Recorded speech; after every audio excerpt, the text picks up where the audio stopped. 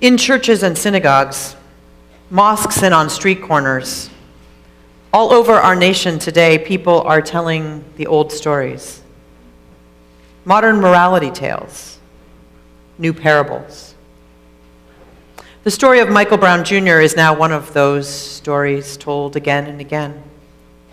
Michael, who as Pastor Tracy Blackman tells it, was in the street, was a black boy, big of stature, walking to see his grandmother in Ferguson, Missouri, was shot by police.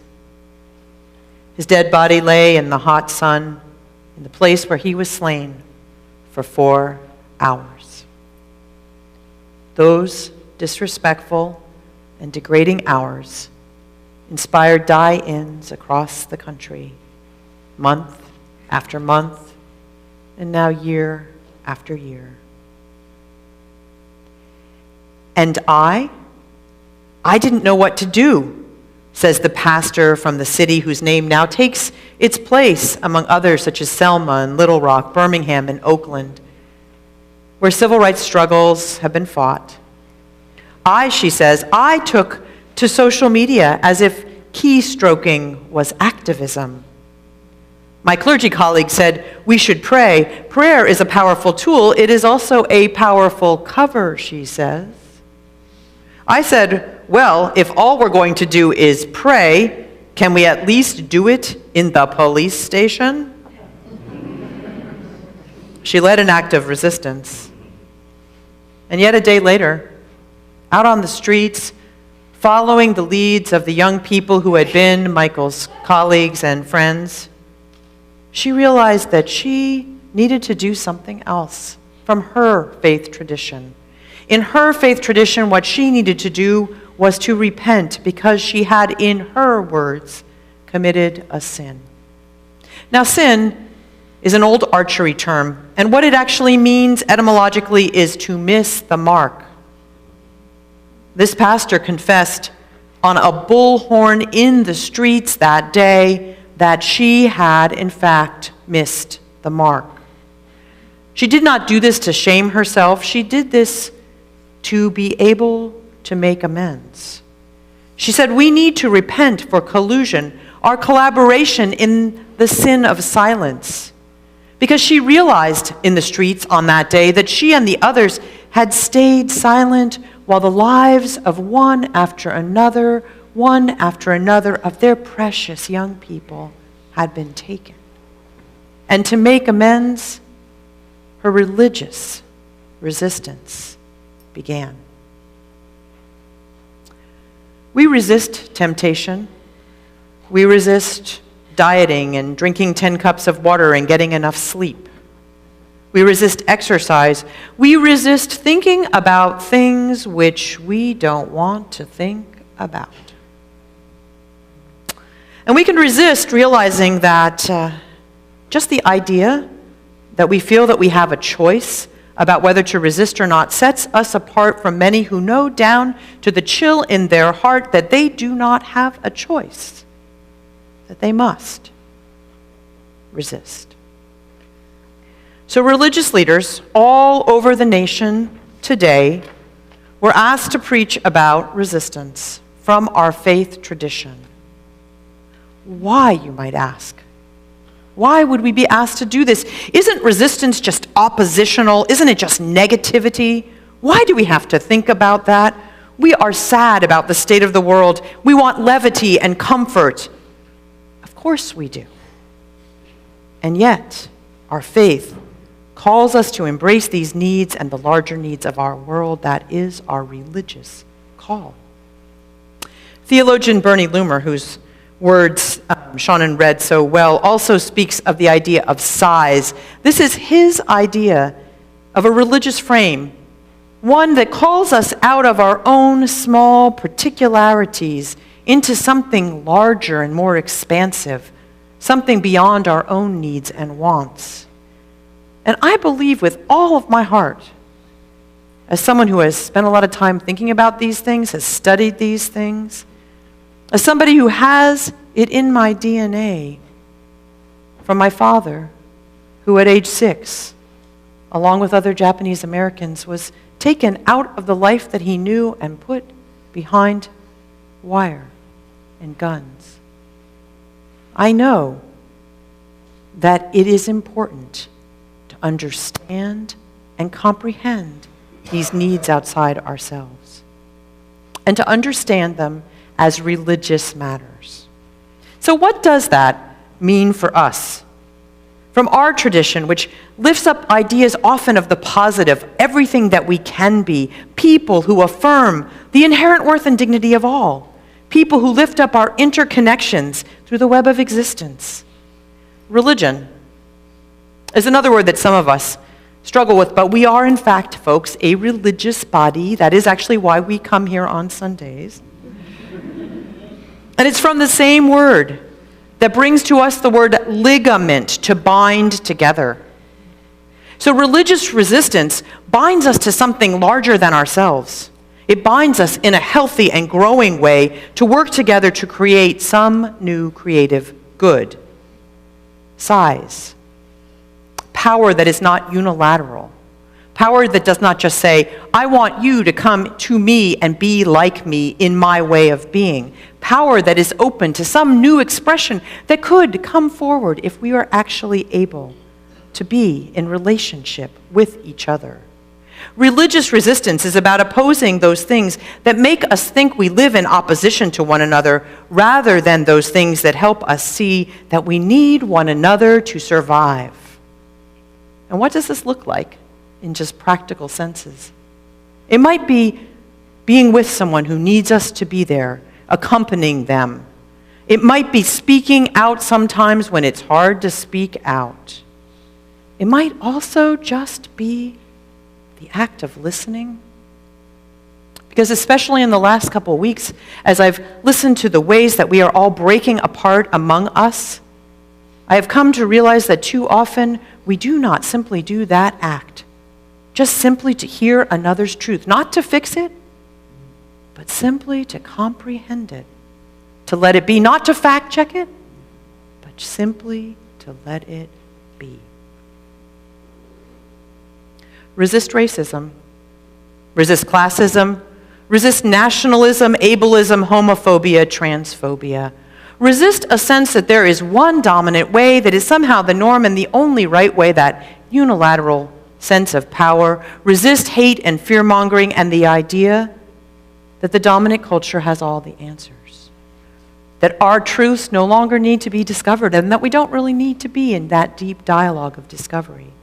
Resist a consumer-oriented culture which says that having a lot of things and keeping them for yourself and for your people is the goal of life, for we know our size is bigger. We believe in more than this.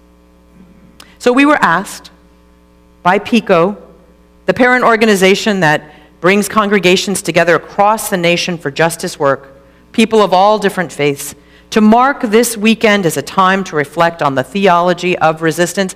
And guess what? Next week we were asked by the Unitarian Universalists amidst us, who call themselves the Black Lives of UU, to reflect on the concept of white supremacy and white-centeredness and what it means for us. 2 weeks of this, we were asked. And you are here. Give yourselves a hand. We were asked this week particularly to look at it from a faith perspective, to look at it from a theological perspective. Theology is the study of God, and many of us don't even believe in anything we would call God, and yet, maybe we believe in something that's big enough.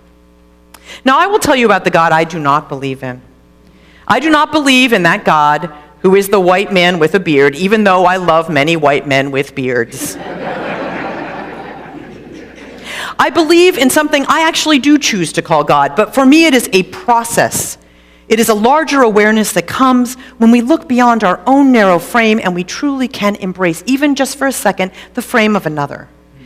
Henry Nelson Wyman, who was a contemporary of Bernie Loomer, said that this God was really nothing more than the creative good that happens when there is a mutual interaction at such a level that each party is transformed and something new is born out of the relationship. Our religious resistance is to those things which drive wedges, which keep that creative contact from happening, which hold people apart. And it takes faith, because no matter what your theology of resistance is, it is not that easy to put it into action. One of the slogans of the PICO campaign, PICO, an organization that is run predominantly by religious leaders of color, one of the slogans is, "I am created in God's image." Hashtag, "Do you see me?" We are being asked to reach outside our comfort and see and hear and feel with our neighbors and our friends. So on Thursday, this has been a week, let me just say. On Thursday, I was making my way to a meeting. It was actually a meeting with our wonderful minister emeritus, David Sammons. And at the corner of Oak Grove and Treat, a car was inexplicably facing into the curb. It was dangerously angled out into traffic, and I quickly flipped myself around because I was concerned that someone had had some kind of health concern that had led them to stop driving properly. But instead, I found inside that car a young mother whose first language was not English, with a 3-year-old child in the car seat behind her. She was frozen with fear. She didn't know what to do. With the help of a man who had also stopped, willing to place his truck as a block in front of hers, the mother and the child were given enough cover to leave the car, and then the three of us were on the sidewalk together while he was out with the car. We stood on that curb awaiting help, and people drove by, and a disturbing number of them felt a need to shout obscenities and threats. The little girl with her pink hair clips and her little pink tutu just kept wrinkling her nose, very puzzled. She couldn't understand what the people were saying. People were honking and gesturing and screaming out hate. And there was one driver in particular who made her squint. He was way over, 4 lanes over in traffic. He was a car who was not at all obstructed by this path where her car was, this car whose steering had inexplicably locked and was now blocking lanes. This driver still, though he was not personally inconvenienced, still felt a need to let loose of his power in the climate in which we are. "Go back to your country," he screamed at the three of us. We are being asked to resist. We are being asked to accompany. We are being asked to be with, to resist efforts to dehumanize. We are being asked to resist as if we would a disease, a harm to someone we love, a diminishment of our personhood. We are being asked to resist uncomplicated stories and the need to be right all the time. We are being asked to resist attempts to harm other people's children as you would as if it were your own child, or your own grandchild, or your own great-grandchild, or your niece, or your nephew, or your cousin. For that is what we do as people of faith if we actually believe that every person has inherent worth and dignity, and that we are all, in fact, bound together in this interdependent web of existence. That's what we do. We resist the things that block that from happening. We need to resist shutting down, because someone who lives under very different circumstances than perhaps we do asks us to consider words we do not want to consider, or to hear experiences we don't want to know ever happen. The words might be words like white supremacy, which speak for some people of power and privilege centered in whiteness in our culture. We may hear one thing when we hear those words. Maybe we should listen to what the people who are asking us to hear them mean when they say those words. Words like resistance. I got a number of emails from people saying they would not be coming today because they do not like that word. We don't all like the word, but we need to hear the stories. Bernie Loomer was a Unitarian theologian from the last century, and he talked about power, as Shannon shared. He also said this: our readiness to take account of the feelings and values of another is a way of including the other within our world of meaning and concern. Our reception of another indicates that we are or may become large enough to make room for another within ourselves. Our openness to be influenced by the other without losing our identity or sense of self-dependence is not only an acknowledgement and affirmation of the other as an end rather than a means to an end. It is also a measure of our own strength and size, even and especially when this influence of the other helps to effect a creative transformation of ourselves and our world. And then he says, the strength of our security may well mean that we do not fear the other, and that the other, once we have related to them, is no longer an overpowering threat to our own sense of worth or safety. It is in this sense that we as people of faith are being asked to resist despair, to resist hopelessness, to choose where to use our power and resist divisions which pit us against us. So much needs to be done, and we are all so tired. And I am watching as relationship after relationship, as organization after organization eats itself because of the fear it has of what is happening outside itself. And we need to be careful not to fall into that trap in these very, very, very wearying times. And we need to offer hope. The hope of deep listening, the hope of resistance, the hope of being able to tell someone's story that perhaps they think no one will hear. Yesterday on our campus, someone's life was taken through a violent act. It looks, though we do not know, and we may never know, that that act was one of despair. That life had worth and dignity, and yet in those moments, that person did not know that. In the final moments of their life, that person did not know that they had worth and dignity. A father and 2 children discovered that loss. And our members were here, preparing for the celebration we have every year that is our new member dinner. And those few members invited that family in. They comforted the children. They spoke and comforted the father. Our assistant minister, Renwa Hamami, was on the scene. She helped to calm the fears of others who were arriving. Those were acts of love and resistance. And I couldn't help thinking as I talked to the police and as I tried to divert our members around the parking lot, what would it be like if more and more people knew that there was a place where they could be affirmed in their worth and their dignity? I talk to too many people now who are on that edge of despair. And I am seeing what all of us, counselors, social workers, and ministers are seeing, that fear is crushing so many. And people are taking out their anger by lashing out at others and also lashing out at themselves. When people do not see that frame of meaning, they are unable to resist despair. If you are one of those people sitting out there today feeling overwhelmed and desperate, your act of resistance is to talk to someone else. Talk to me, talk to someone else in the community. Let them know that you need that friendship and companionship. I understand that. It has been a wearying year for so many. And yet, if you are not in that category, even if you feel like you might have something else that you can give, then honor that. Offer that sense of worth and dignity to someone else. Love yourself, and then allow yourself to love others. Resist efforts to churn up hate among us, which is so dangerous at this time.